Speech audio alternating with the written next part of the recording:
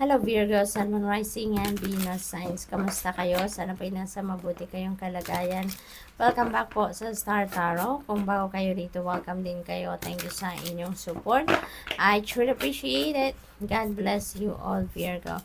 Una mensahe po ninyo ay Ace of Materials. No? So this is a new beginning energy, lalo-lalo na pagdating sa pangkaperahang aspeto. No? This is a prosperous and abundant energy, Virgo. Kaya napakaganda. Siswertehin kayo pagdating sa pera sa ngayon.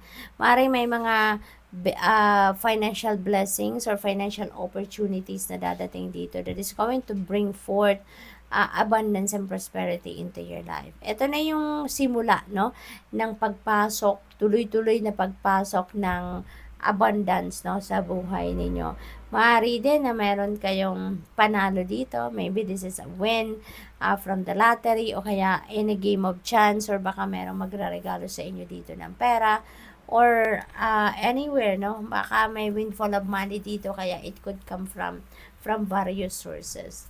What else? We have Queen of Voices. Ayan, time to declutter your life, no, Virgo? Panahon na para mag-declutter kayo ng buhay ninyo, decluttering of your negativity sa buhay ninyo, pag-alis ng mga hindi na necessary or hindi na kailangan sa buhay ninyo, okay? We have Five of Inspiration. There could be conflict, no? Between you and another person or between you and a group of people. Maaring meron ditong hindi pagkakaintindihan kayo with a group of people or with a person, at maaring sila toxic siguro ang epekto nito sa inyo, kaya maaring ang mga taong ito, no, ang tatanggalin nyo na sa buhay ninyo, Virgo. What else? We have the Lover's energy. Ayan. So, baka merong plano ang iba sa inyo dito ng pagpapakasal, pag-aasawa, pagle-level up ng inyong commitment with your person. Possible din na kung wala pa kayong relasyon, maaring papasok kayo sa isang love and romantic relationship at this time. This could also resonate with decision making. So, maaaring meron kayong mga desisyon na gagawin ngayon related sa inyong relationship. Hindi lang sa love and romantic relationship, kundi relationship din ninyo sa mga kaibigan ninyo, sa business partner ninyo kung meron, or kaya sa kapamilya. No? So, maaaring yun ang kailangan ninyong pagdesisyonan. We also have 6th chakra, Archangel Metatron. Ayan. So, on point ngayon ang inyong intuition, on point ngayon ang inyong third eye, bukang-buka ang inyong third eye sa ngayon. Kaya maraming downloads, no? Maraming information ang papasok sa buhay ninyo. Intuitive messages also coming your way. Maraming gabay ang parating sa inyo, Virgo. Kaya mahalaga, no, napakinggan ninyo ito. Mahalaga na mag-tune in kayo sa inyong intuition so that ma-access ninyo kung ano yung gustong iparating na gabay sa inyo ng universe. Journey, may travel kayo, Virgo, may travel. This could be an international travel, this could be local, depende sa inyong sitwasyon, but definitely maaring ito pa yung pinag-iisipan ninyo. Now, for some of you, baka ito ay pinagdedesisyonan nyo pa if you are really going to travel or not. 44, ayan, woman holding a heart. Baka meron kayong hindi pagkakaintindihan with another family member at maaring ngayon ay magkausap na kayo, maaring ngayon ay magkabati na kayo, no?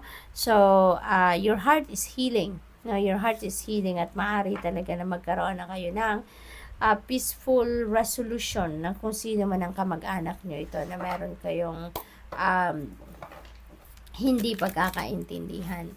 And this is also synchronicity, no? So this is number 44. So I suggest you please look up for the meaning of angel number 44 at saka angel number 444 kasi tatlo na sila.